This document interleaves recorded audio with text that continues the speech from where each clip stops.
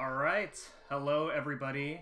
Welcome back to the Link to the Care Marathon. I am mchan338, and you are about to watch a fantastic speedrun, hopefully. Alright, first off, let me go ahead and create a new file here. Really happy to be back here for the third time in a row. And, alright. So before the run begins, time starts when I start moving on the world map, and to get past that, I have to get past about a 2-minute cutscene. So, if we're ready to go, I'm gonna go ahead and hit OK.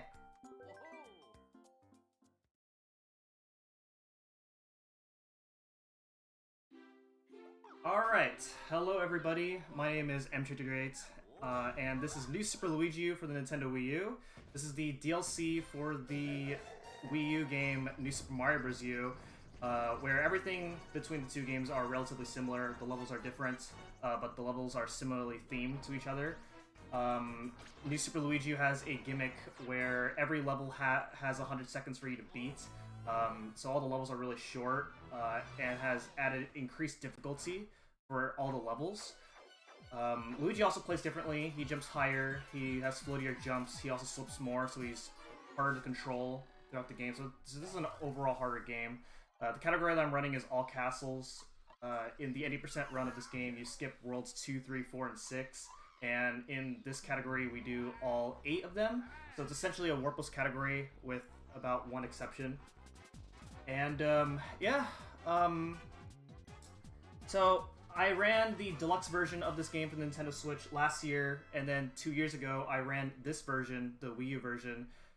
And, in the Wii U version, the world record at the time, 2 years ago, was 101.51, and now the record is 101.26. It doesn't sound like a big deal. 25-second difference does not seem like a big deal, but in this category, it's a huge deal because this category is extremely optimized. A lot of stuff has changed since my run from 2 years ago. Okay, time's about to begin really shortly. Alright, ready, set, go. Okay, so we're starting off in 1-1, and the first thing that I'm going to do in this level is power up. I am going to get the main power up of this game called the Super Acorn. The Super Acorn allows me to turn into a squirrel and fly through the levels with the right movement. And this power up is very important, that we're going to be keeping this power up throughout basically the whole run. Hopefully. So that was 1-1. As you can see, it's a really... the levels are really short with the 100-second time limit. And now we're moving on to 1-2, which is our first somewhat difficult level to do. I'm going to get a star at the beginning of the level, and I'm going to try and chain it with another star, if I'm fast enough. And that's going to make the last part of the level easier and faster to go through.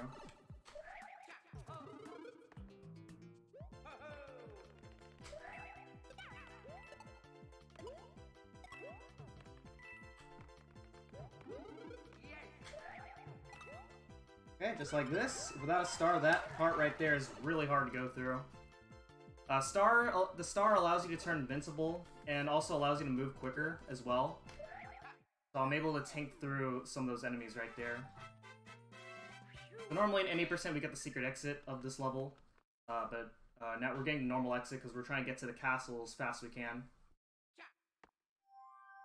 Coming up in 1-Tower is going to be our first use of another character named Nabbit, first introduced into this game. If I hold ZL as I'm selecting the level, then the game gives me temporary use of Nabbit. Nabbit can't die, essentially, so you're going to see in a bit I'm going to be running through a bunch of things that would otherwise die from. And that is what Nabbit is used for here in this level.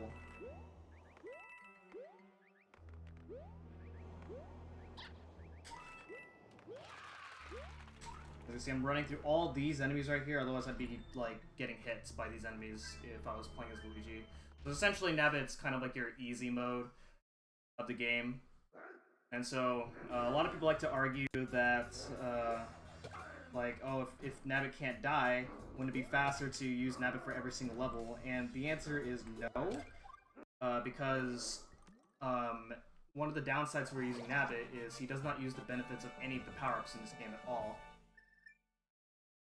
So, for levels that are a lot faster with Luigi, we'll be using Luigi, and then vice versa. We use Nabbit for levels where there's a lot of enemies where, with Luigi, you have to go a bit out of your way to avoid them.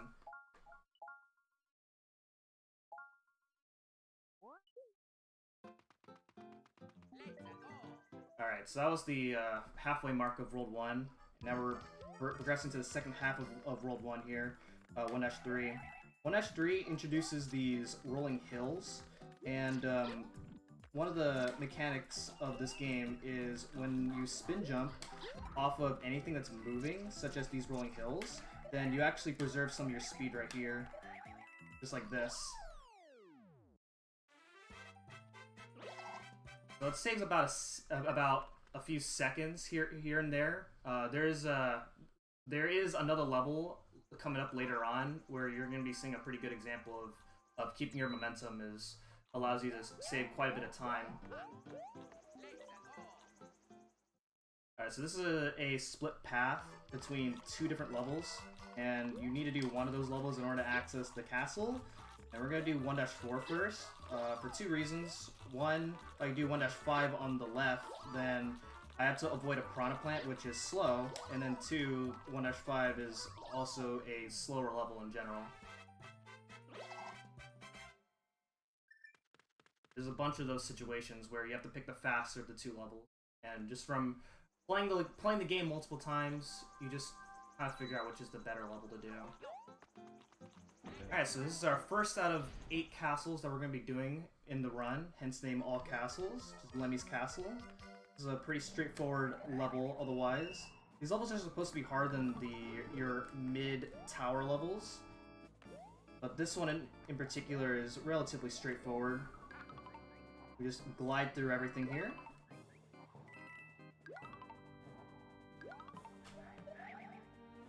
And we're about to fight our first major boss. And our first major boss is always a Koopaling. In this particular castle, our first Koopaling is going to be Lemmy Koopa.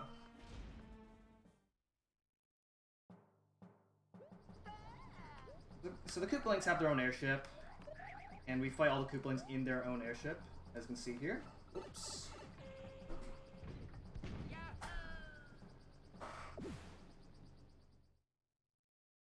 Alright, so this is Lemmy Koopa, and as usual for boss fights in a lot of Mario games, their boss fights are relatively consistent as long as you fight them all the same way. You just kind of, whenever you hit them, they're gonna like spin around, and then if you know when exactly they're going to come out, then you can just hang around the spot they're going to come out of the shell, and then just hit them as soon as they come out.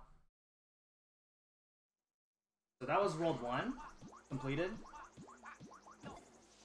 And we have 7 more worlds left to go.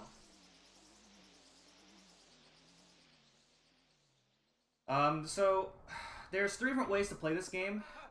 There is the gamepad, Pro Controller, and the Wii Remote.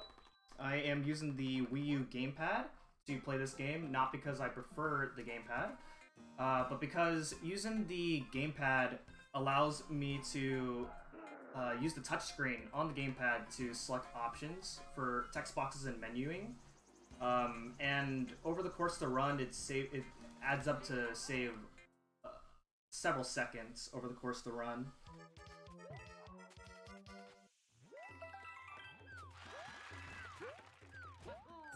Now we're in World 2, the Desert World, Layer Cake Desert. Not a whole lot to say for these first 2 levels here. Something you're seeing me do at the end of every level is, it doesn't matter which part of the flagpole that I hit them in, even if it's on the very top, as the flagpole and Luigi both go down at the same time. So even if I get the bottom-most part of the flagpole, I still have to wait for the flag to ascend upwards. And then also I'm turning backwards to save a few frames, so that way Luigi doesn't turn around at the end of the level. Alright, so in this cutscene here, Toad is going to say that some guy named Nabbit has stolen his double favorite stuff. And we have to go and rescue, and we have to go and catch Nabbit. You can go and catch Nabbit, and your reward you get from catching Nabbit is a P acorn. It allows you, which is a super acorn that allows you to fly infinite times. So there's some levels where using the P acorn has some pretty cool strats, but unfortunately it takes way too long to catch Nabbit, so it's just not worth it. You'll see some really cool P acorn strats used in the 100% run, as catching Nabbit is required for the 100% category. Instead, we're just gonna move on. Here, we're gonna do 2-3. Again, it's a faster level than 2-2. It's also a little bit easier here. This is a dark level where you have to. Well, it's like supposedly hard to see, but when you play this level many times, then you kind of like memorize where everything is within the level itself. So overall, that wasn't so bad. But now we have the next level, 2-Tower, and it's a very technical level. It's probably one of my favorite levels to practice whenever it goes well. So let's see how it goes. It's a bit of a hard strat at the end. Let's see if I can get it. If I mess up, then I'm probably dead.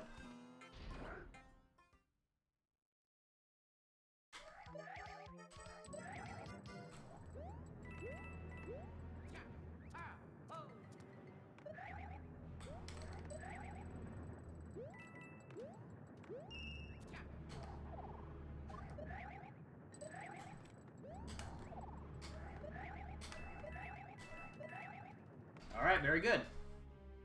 You seeing I'm doing all these spin jumps right there? Sometimes I do these spin jumps not just for show, but also that a spin jump is the height of a triple jump, and so for a lot of tricks in this game, that extra height does make a pretty big difference. So the boss of every tower is Boom Boom, and you just jump on him 3 times, just like in Mario 3. And there you go.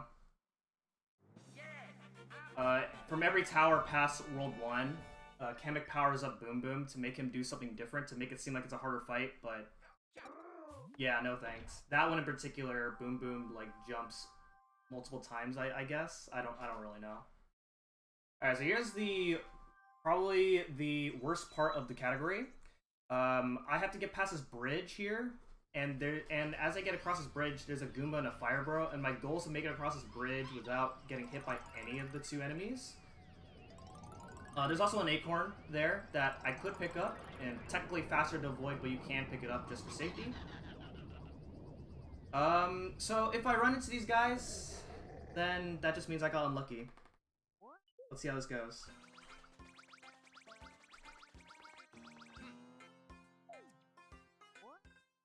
Okay, so I got the acorn. Not a big deal. It only loses 6 seconds. Oh, okay. Unfortunate. Well, sorry guys, no world record pace run here today. So if you're gonna run to any of these enemies, then it is faster to run to the Fire Bro. It is a faster fight than the Goomba. So you can see how much time this loses if you have to fight these enemies.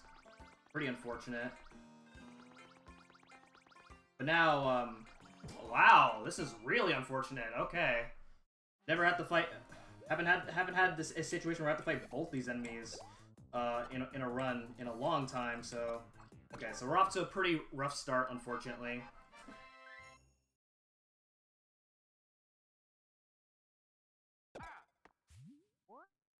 But it does happen when you're doing world record attempts. Then this is actually a huge reset point. It is pretty common to reset at this part of the run multiple times. But that's just what we have to deal with here.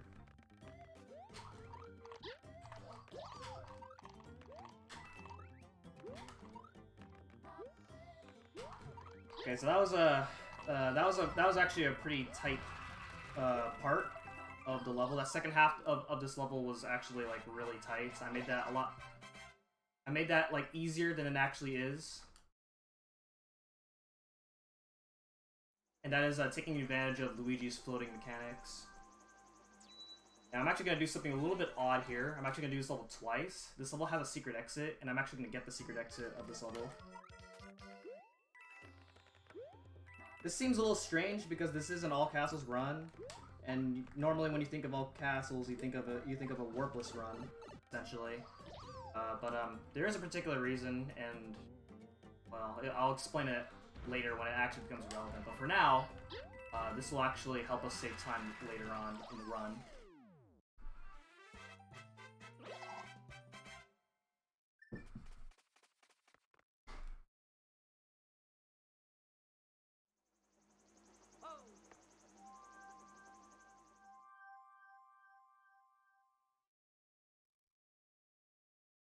Keep in mind that we have 2- secret unlock, and there's a particular purpose for it later on. Okay, 2-6. So 1-3 introduces rolling hills. 2-6 reintroduces them. Since we're playing as Luigi, there's more of a benefit to these rolling hills, which, as you can see right here, preserving the momentum of the rolling hills carries over to when I'm flying like this. So you can actually see how fast I'm flying from spin jumping from these rolling hills.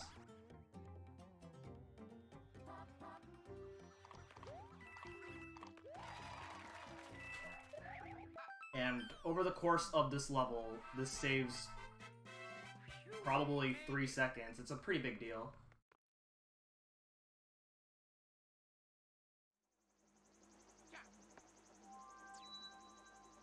Okay, 2-castle. In a 100% run, this level is pretty difficult, but since we're not getting star coins, then all we gotta do is just fly through this level.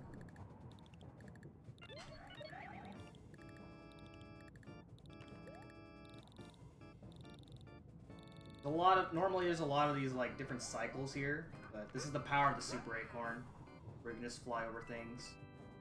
I wouldn't say it's as powerful as the cape from Super Mario World. That's for one. Something else to note is that I am jumping and gliding as my first movement for every transition, and that's so I can gain max speed quicker by a few frames each time. This is the Morton Koopa fight. Morton Koopa Jr.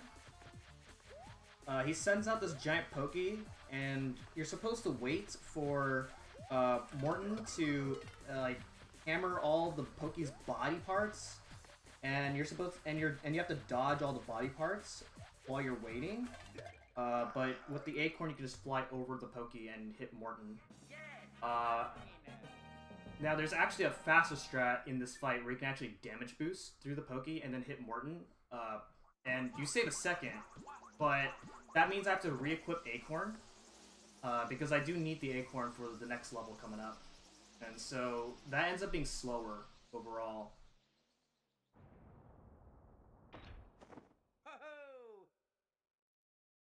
That's true, the cape is very OP. Alright, so now we have a split path between Worlds 3 and 4. You can do one of the worlds and they both take you to the next world, World 5. But since this is all castles, we have to do both of these worlds. So I'm actually going to start off by doing World 4, Frosted Glacier. Because if I do Frosted Glacier first, then it's going to allow me to save about 8 seconds in World 3 later on.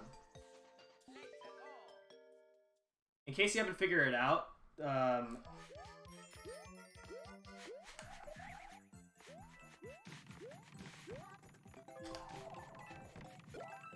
okay, nice. That bruisers in this game do not have favorable hitboxes, so sometimes I can get hit by that bruiser, and it would be a sad day.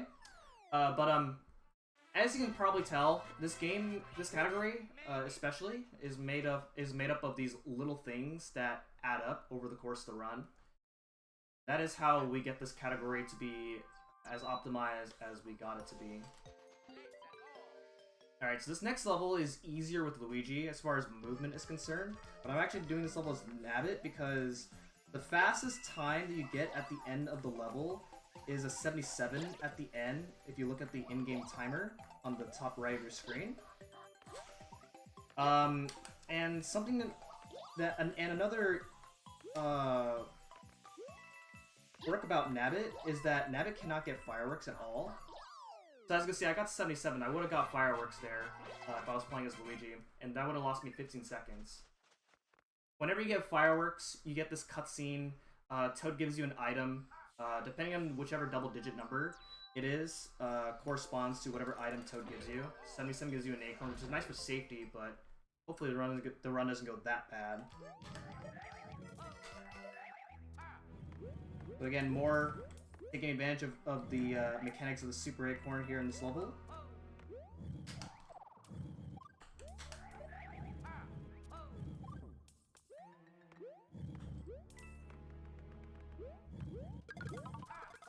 Wall jumping on this thing saves about a few frames over riding the platform up to the top.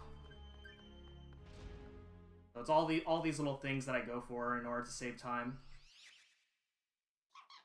Now here's Boom Boom on ice, where I think he's gonna jump a lot. I don't really know. The point is, we just fight him the same way every single time.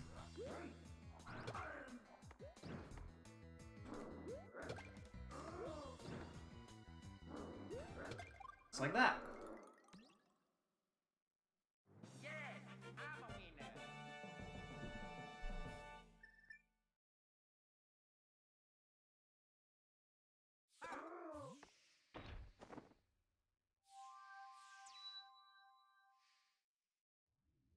We got these nice little cutscenes right here where it shows the castle getting more and more evil looking.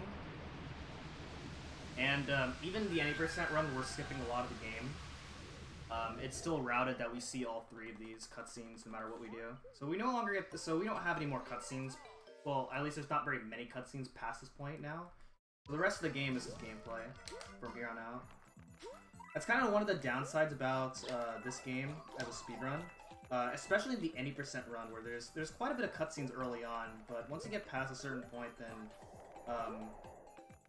then the rest of the run becomes a lot less of a slog.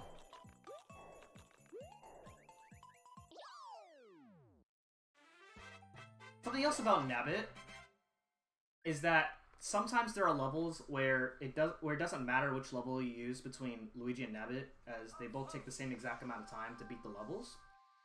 However, Nabbit has a faster flankable animation by Luigi by just about a few frames, which is kind of hilarious. So in those situations, I am using Nabbit. Alright, so I got an acorn from that ring right there. You can avoid it. However, that means that I have to avoid that acorn every single time I pass by that ring. So it ends up not being faster to avoid that acorn.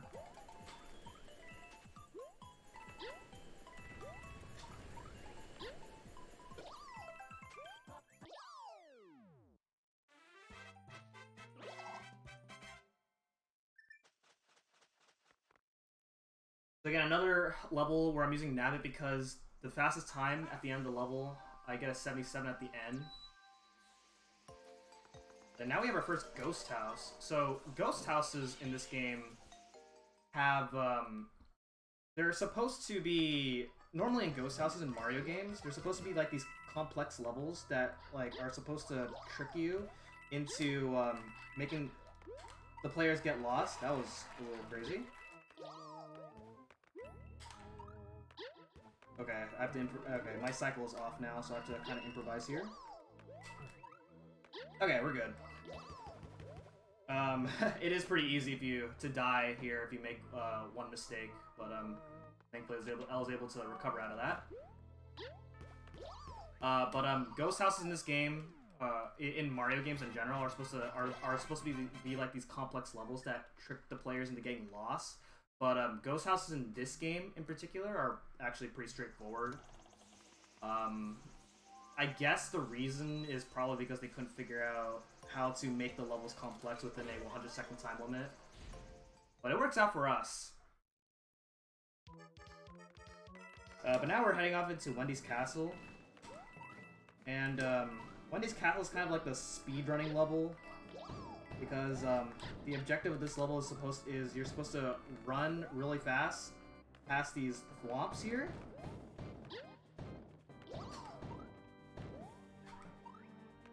And then there's a thwomp later on that I had to get past here. Like this. This is that turnaround that I just did right there is faster than doing 2 wall jumps over those set of blocks. It saves a second.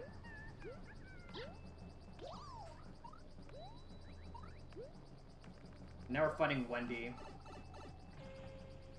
Wendy has a bit of awkward timing on when to hit her. So what I usually do is I hang her around where she's going to get back up from her shell, and then take it a little bit safe and wait for about half a second. Like this. Kind of stall in the air for a little bit.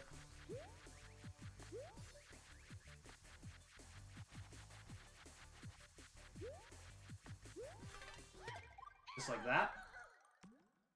And now we are done with World 4. So the next world after this would be World 5, as that's where the next level would take you. And in like a true warpless run, that's what you would do. But since this is all castles, we do have to go back and do World 3. That's what we're going to do. Something I did not point out, there was actually like 2 opportunities that I skipped over to talk about this. But you see these Cooligans right here? I'm actually delaying my movement a little bit. That way I don't run into these Cooligans. You don't want to initiate a fight with these Cooligans at all. Their fight is pretty bad. They don't have favorable hitboxes, so it sucks to fight them. So I grabbed that Baby Yoshi, and this is actually the reason why going to World 4 first saves time over going to World 3 first. As I'm going to use this Baby Yoshi. This is World 3, Sparkling Waters. It's a water world, and as you can probably guess, there are water levels within Sparkling Waters. And Baby Yoshi is going to allow us to swim pretty fast. And it saves quite a lot of time within the next level from here. The first level here, I'm using Nabbit, because if I'm using Luigi, then I have to carry Baby Yoshi all the way through this whole level. And the flight pool animation with Baby Yoshi is longer. So it's quicker to use Nabbit here. Now here's the reason why Baby Yoshi is really useful. And this is going to be his only use.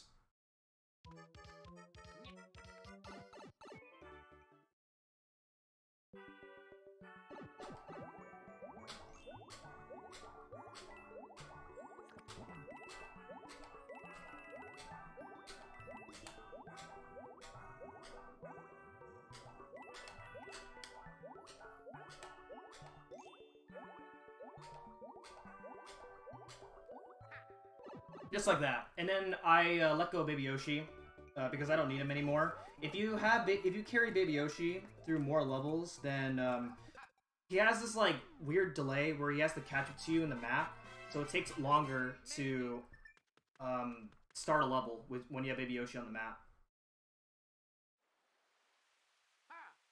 So that alone makes it worth going out of your way to get Baby Yoshi. That saves 20 seconds within the level. So here, in this level, is the biggest benefit with Nabbit. As you can see right here, Nabbit can just go through these skewers. Well, otherwise, if you're doing this level as Luigi, you have to wait for a bunch of different cycles. So this saves quite a lot of time as Nabbit. Nabbit just does not care. Alright, this is the same fight as the fight in Fort Ash Tower, except without ice, and it's on water this time. We just fight him the same way.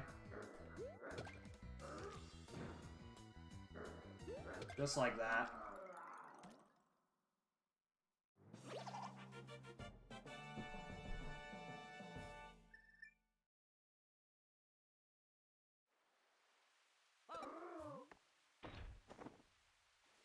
Okay, coming up is the Ghost Ship. Makes a return from Super Mario World. It's not really the same level.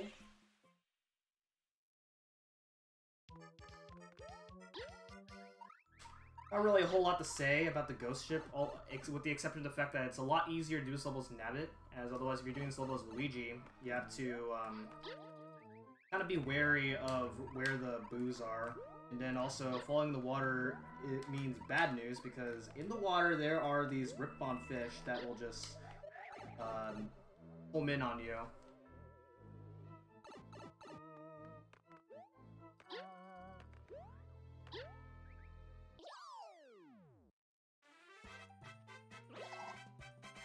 Okay, so now we have a choice between 3-3 and 3-4 now. I'm gonna do 3-3. It's a bit of a harder level than 3-4 with normal strats, but it does save about 4 seconds over 3-4. However, recently we found out that 3-4 actually has the potential to be faster than 3-3, but unfortunately much more difficult, because that involves getting a penguin suit in 3-4.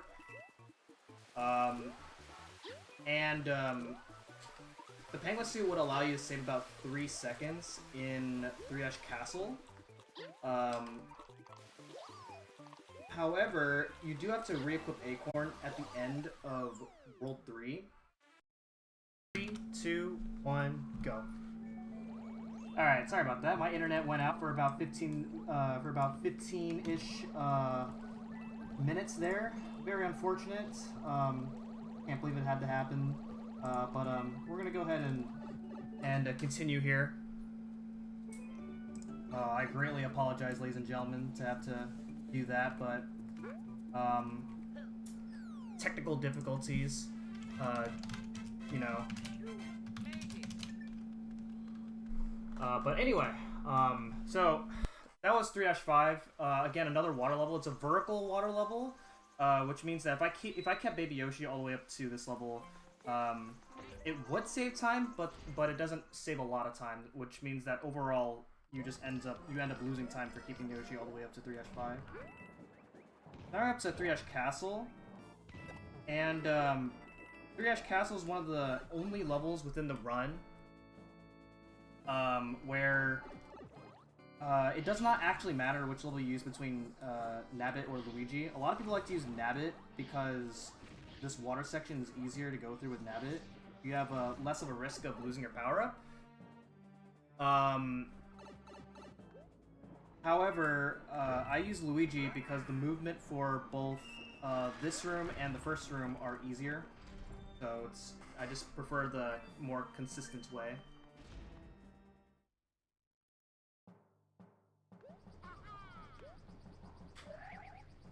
Alright, so now we're about to fight Larry Koopa. Here we go.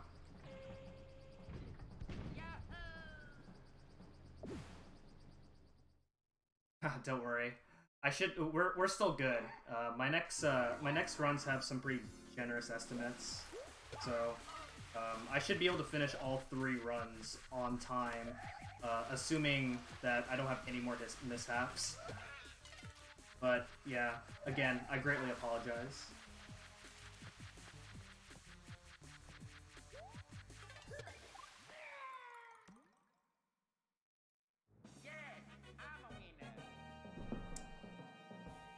Alright, so that was World 3 completed. And now with all 4 worlds completed, you may think that the next level for me to go to is the next level, which is 5-Airship, and that is the next level after beating 4-Castle and 3-Castle. However, that secret exit that I got from 2-4 way back, this is where it starts to become useful. So, 5-Airship is this really long 3-minute auto-scroller, followed by a really boring boss fight, and also really long cutscenes. And so, that's terrible. We don't want to deal with that. And so, going out of your way to get this to get the secret exit and backtracking all the way to do this level is it saves more time than if you were just to do 5-airship. This saves about a minute. So instead, what we have here is a really short level.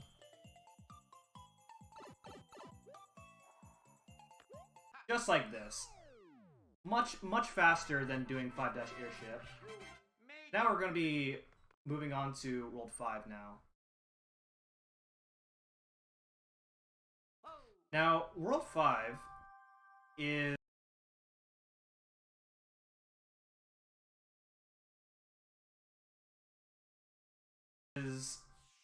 the shortest world of the run. You only do 4 levels in this world.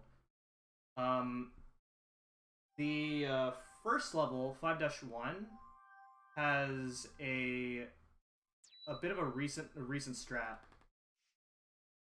Okay, I got a little bit nervous there. I was a little worried that if more technical difficulties were going to happen, but let's not jinx it. Anyway, 5-1 has a recently new strat, not featured from when I ran this last year or 2 years ago. So in 5-1, there are these vines that you jump off of to go through the level. However, recently, somebody found out that if you hold neutral as you're swinging from these vines, then you actually preserve your speed. And this saves about 3 seconds. Let's see if I can get this.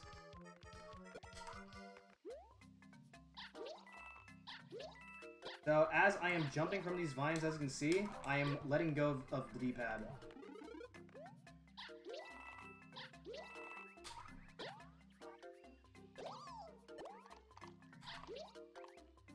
Just like that. It's a little bit tricky to get down at first when you first start to learn this, but it's a really cool trick, and like probably the biggest time save that we have found within a level for the first time in like 2 years.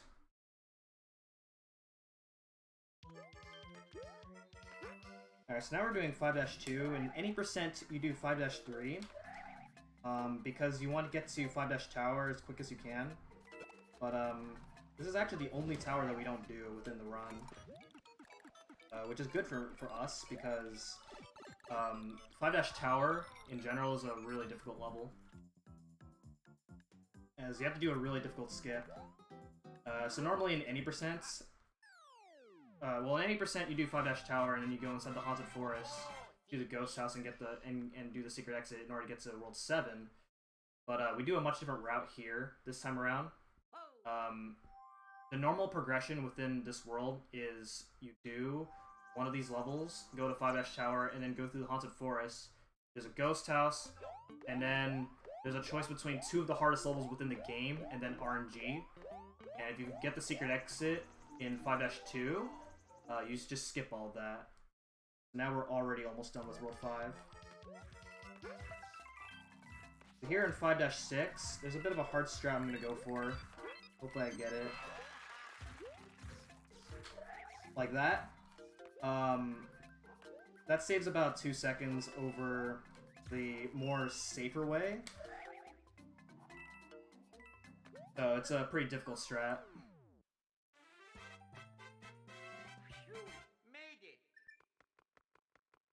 Alright, so now we're going up to 5-Castle.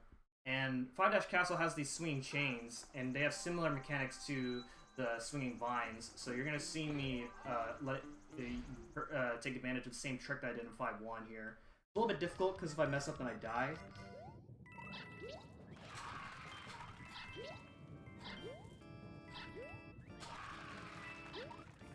Ooh, that was close. Okay, got past the part that I would have died at, and that's good. So for this level, that saves like 2 seconds. So when this trick got found, it opened up quite a lot of room to save time within this category for 5 seconds within World 5, and that is, in 5 seconds for a new time save, is huge. Alright, Iggy Koopa. First semi-random fight. It is somewhat consistent in the way that you fight him is relatively the same.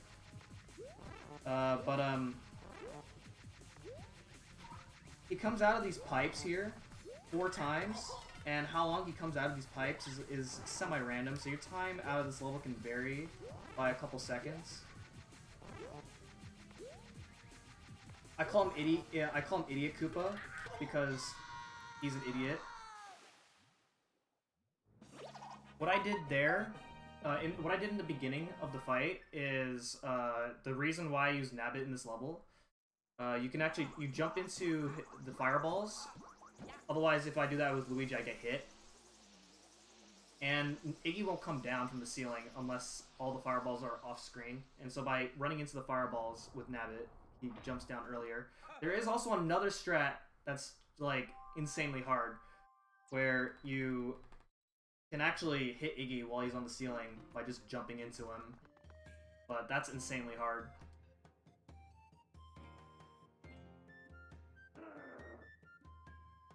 Okay, now we're up to World 6. In my opinion, World 6 is probably the hardest world in the run. There's a lot of difficult cycles that we have to make within the level. The first 2 levels are not bad, but past that is when World 6 starts to get kind of hard.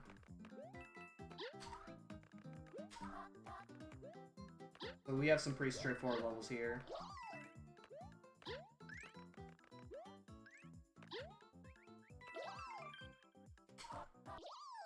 The beginning part of this level is why I'm using Nabbit. Saves a little bit of time.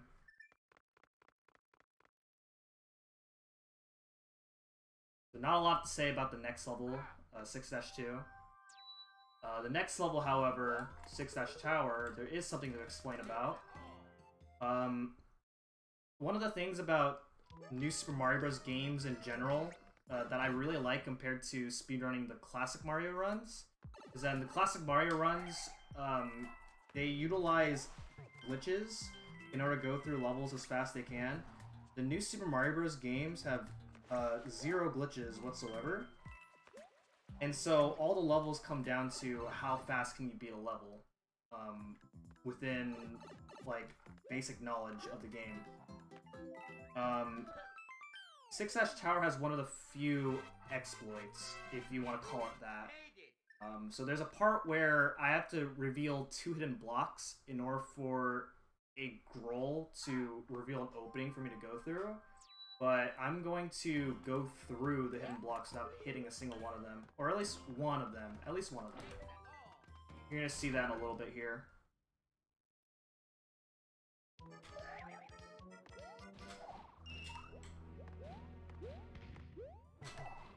Just like that. Oh! Okay, so did not mean to do that, however. So we're just going to go ahead and head on out. Alright, well, so normally, if I wasn't so bad at video games... Okay, that's not good right there. Alright. This climb's going to be a little bit slower now. But that's okay. This is why we have acorns.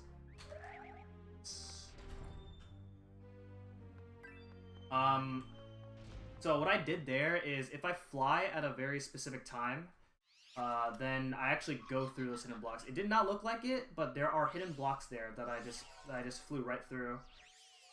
You're supposed to use those hidden blocks to reveal, and then allow the girls to roll on those blocks. Wow, this is... and then they'll break those blocks there in the middle, so that way I can actually go through. And by going through those hidden blocks, we call it hidden block clip, and by doing that trick, I save about 6 seconds. Fortunately, since I went in the pipe, I didn't save those 6 seconds, but it's still better than waiting past the waiting for the grolls. So this is why. So this is one of the benefits of this category being pretty friendly for marathon. Is I have these backup acorns in case things like that happen.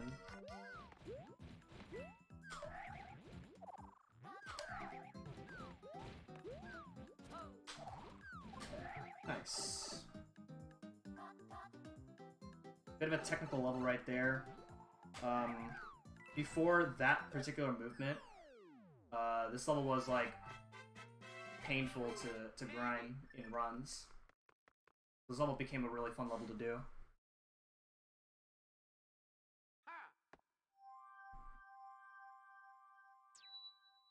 Now, World 6 in general has pretty complicated routing. There's 2 different routes through World 6. One of them is the route that I'm doing right now, where I'm actually going to get the secret exit of 6-5, and then there's another route where you get the secret exit of 6-Tower. This one, for both these levels, you do this, for both routes, you do the same amount of levels through World 6, but this route ends up being a lot faster because the secret exit of 6-Tower takes you to a level where it's like a really long semi-auto-scroller.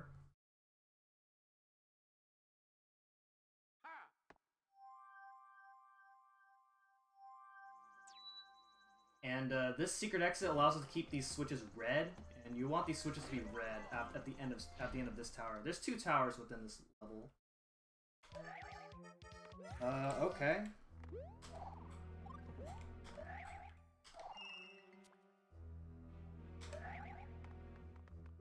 How am I gonna do this?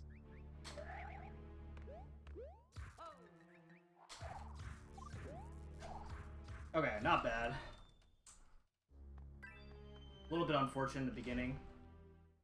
I was supposed to get a wall jump off of that ledge there, but I didn't quite get it, so it kind of threw off my cycle. We're about to do a difficult fight here. We're about to do a quick kill of this fight. Hopefully I can get it. Nah, I did not get it. Okay, so now we have to fight him this way. Alright, we're gonna do it this way. So what I was trying to do was fly up to the Sumo Bro as early as I can in order to knock him over, which I failed to do, of course. So pretty unfortunate. 10 seconds lost there. So far, World 6 isn't really going very well, and this is just the nature of how World 6 would go if you don't have a good World 6. You bleed time pretty fast if you make mistakes in World 6. Like I said, it's the hardest world. If you ever watch me do attempts of this game, World 6 is easily my most practiced world of this game within almost every category.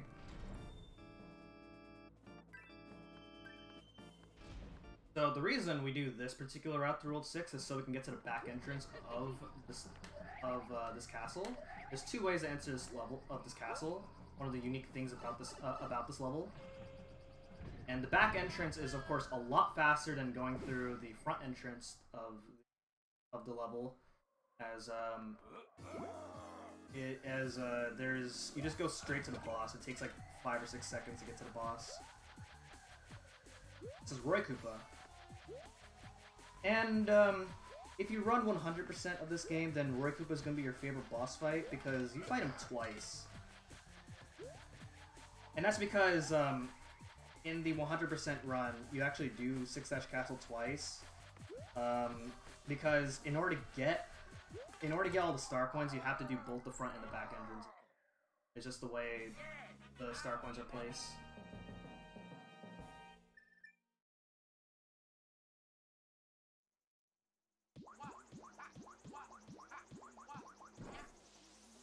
Okay, so that is 6-Castle, and then now this is the part where, if you've watched an 80% run of this game, then these levels start to get very familiar now. Okay, so we're heading on to World 7. Coming up is 7-1, and 7-1 features probably my least favorite level within the whole game.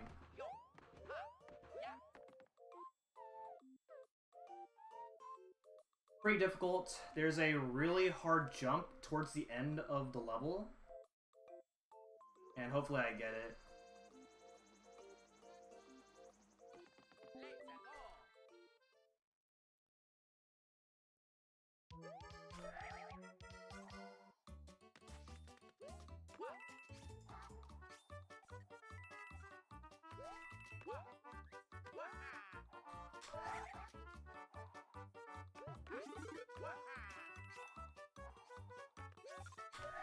We got it!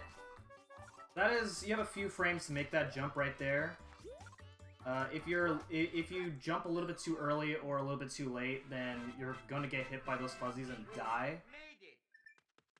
So that's definitely a pretty scary thing. There's also a faster way of doing this level by playing as Nabbit, but it's way too risky. It's not marathon safe.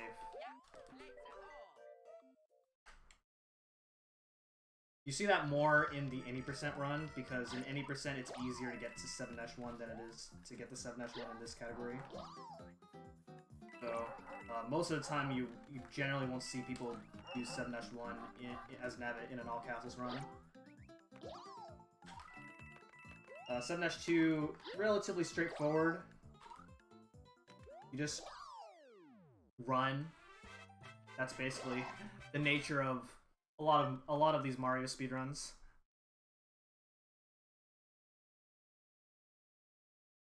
Although, I do highly recommend checking out a 100% run of either this game or any of the new Super Mario Bros. Games, because 100% is actually, they're across all 5 games. They're really cool runs to watch.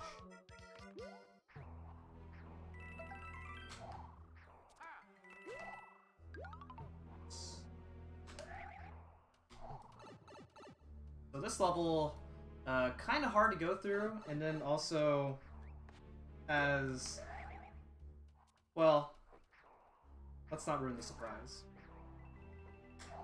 But in basically almost every category within this game, this level is a make or break of whether you're going to get a good run or not.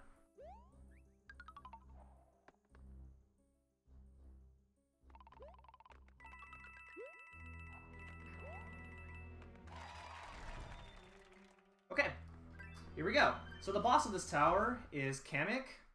Great boss, fantastic boss, 0 RNG, purely scripted. Let's go.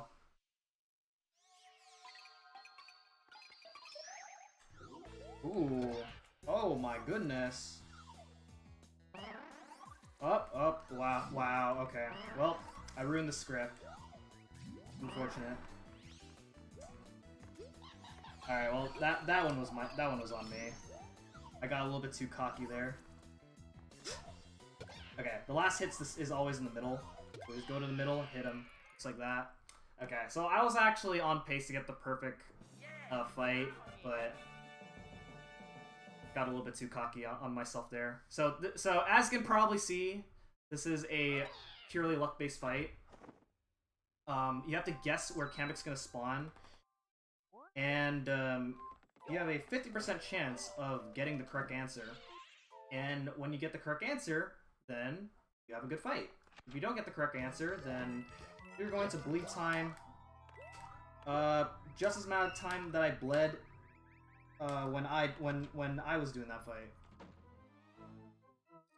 And then the third hit is always in the middle. So as long as you get the first 2 hits in, and you just go to the center and then hit them. So in most categories of this game, that is a make or break of whether you're going to PB or not.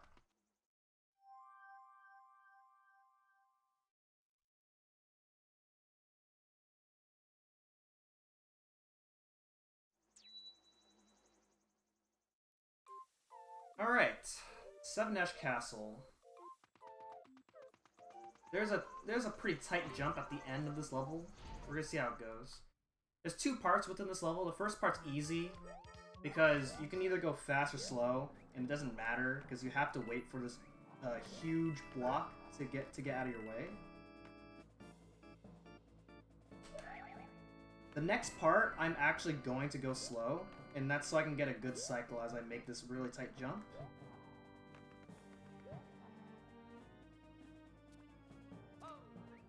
Just like that.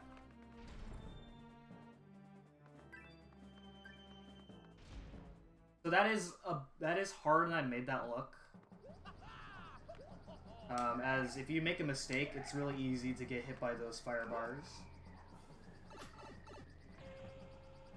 Now we're fighting Ludwig, the last of the 7 Koopalings. Ludwig von Koopa.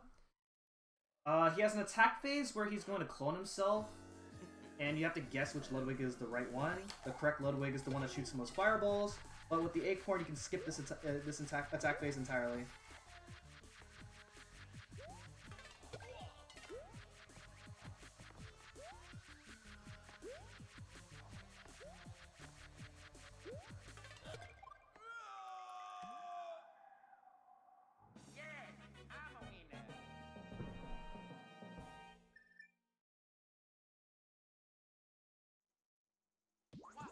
Alright, so now the next level is an intermission level between World 7 and 8, the airship. So we did skip 5-airship, but we do have to do 7-airship. So in 7-airship, normally a really long auto-scroller, just like a lot of airships in Mario games. The first part of the airship, I can actually skip the auto-scroller, and that is to fly through it. However, it's a bit difficult, so we'll see how it goes.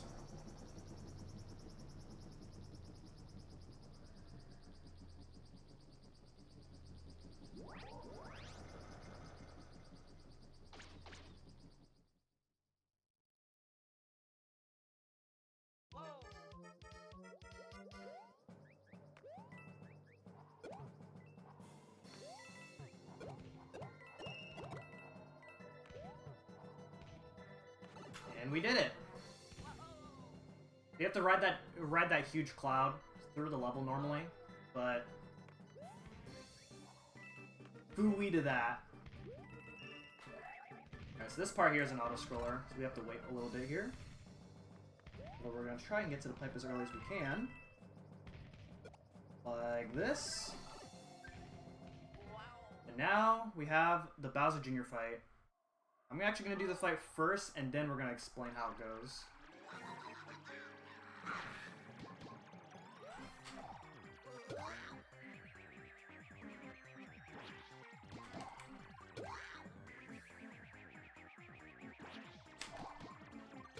Nice. Okay, so that fight did look easy, but something to note about that fight in particular is that Bowser Jr.'s hitbox is not very favorable. It's extremely tiny in direct center. So there's a lot of amazing, insane clips of people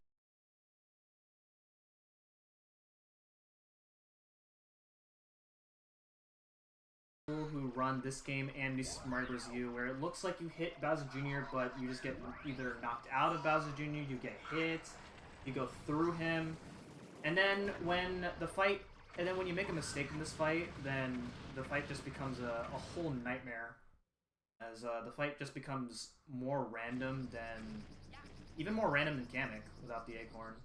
Pretty nasty.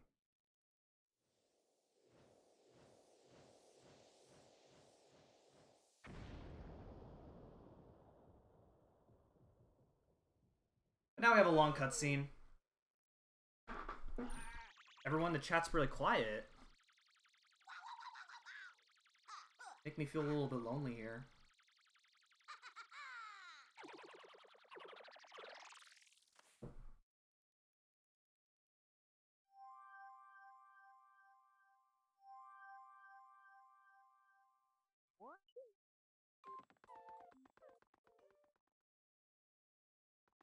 Alright, World 8, the final world.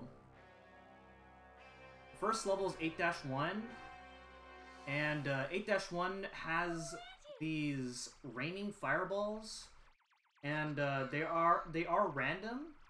There's about 3 different patterns, 3 different fireball patterns. As Nabbit, you only have to worry about 2 of them, and it's a difference of 1 second.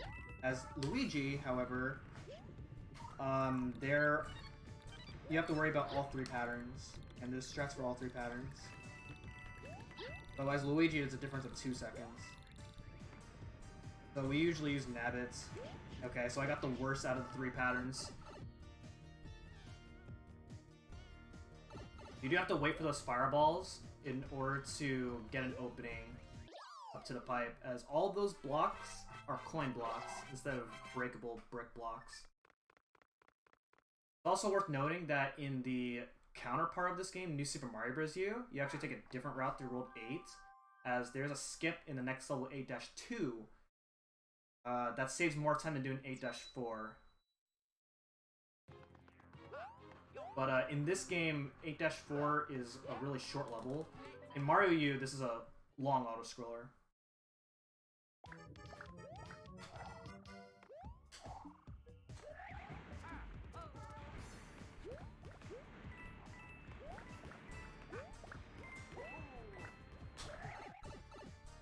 Okay, pretty technical level right there. I actually did not expect to make one of the jumps that I made. So I wasn't actually ready for it. So I actually could have gotten a little bit screwed. But something you know about this level is that you don't want to play this level too fast or too slow, otherwise the cycle is gonna be off. So that actually would have been pretty bad for me, as I played that level faster than my usual attempts at 8-4. Alright, this level, you have to ride these elevators through the level. But with the acorn, you can just skip these elevators. In Mario U, elevator skip is really hard. But elevator skip is a lot easier in this game.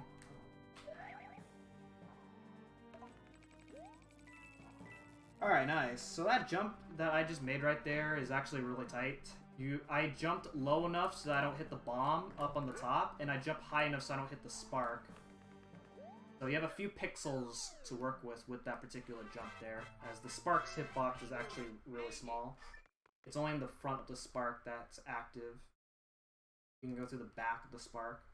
Now off to the final level.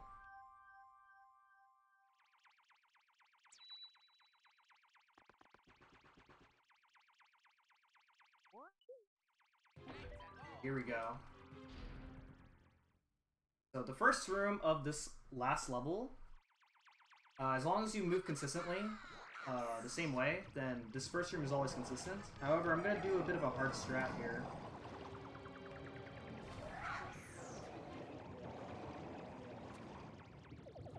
Like that. So you can use Bowser Jr.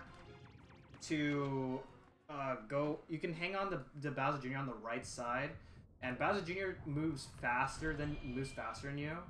And so you take advantage of that to just gain a little bit more speed. This actually saves 2 seconds over the other strat. And now we have the corridor here. These fireballs are always the same. And now we have the hardest fight in the game. Let's do this. Oh my god, how did I do it? I just can't believe it. So, because Luigi jumps really high in this game, then a simple jump just makes it over Bowser.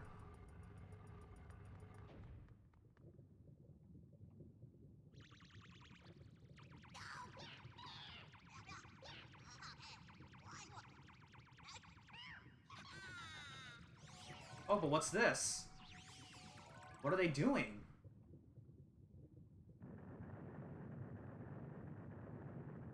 Well, that's not good. Guess I better go save the princess quick. Alright, let's go.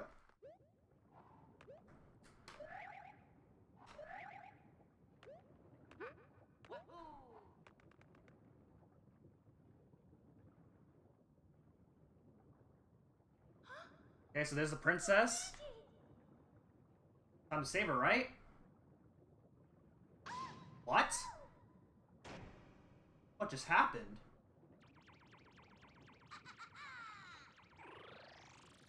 Oh, he's back.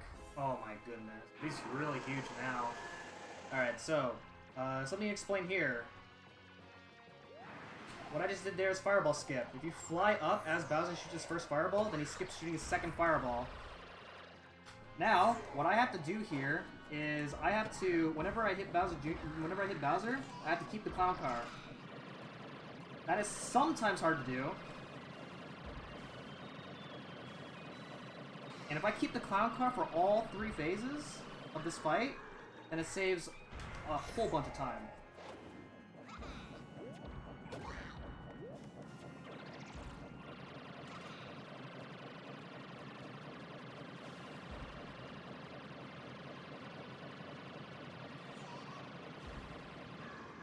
Okay, time's coming up right now. Time 1:03. Yikes. So the time that I got 2 years ago was 1:02:38. Didn't quite beat it, but overall, I feel like I played better than my run from 2 years ago. It's just RNG didn't quite work out in my favor, and then also on top of that, the internet problem. Yeah. So, unfortunately, since we lost 15 minutes due to my having to pause the run for my internet to come back, I think we're ready to just move on to the next game. So thank you guys so much for watching New Super Luigi U, and I'll see you guys on to the next game, New Super Mario Bros. 2, and I'm really excited to run it, as it's my favorite game as of 2020. So stick around.